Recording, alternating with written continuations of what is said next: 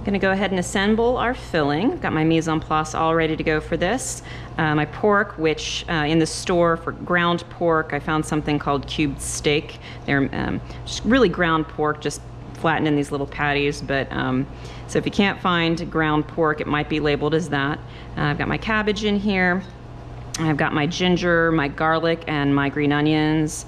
And the green onions, as you can see, I kind of chopped those up pretty fine. I minced them, so not just hoops. I didn't just make hoops with them. I went back over with the knife and got them nice and minced up so we can distribute the flavor evenly. All right, and then I've got my rice vinegar, my soy sauce, my sesame oil, and my sherry, my dry sherry. Go ahead and put that in there. Be careful when you're doing this recipe and you're reading it and it says put in all the rest of the ingredients, combine the rest of the ingredients with the cabbage. Make sure that you're not including the things for the frying portion and the dipping sauce. It's a classic mistake students can make.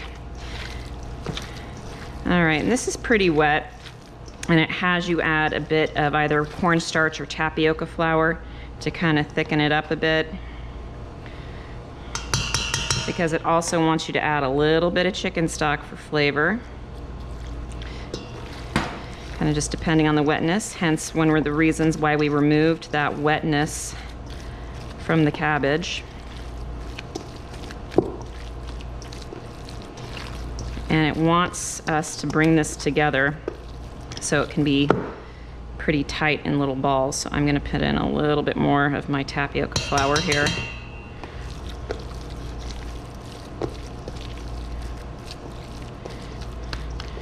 And if you have cornstarch for this part, that is perfectly fine as well.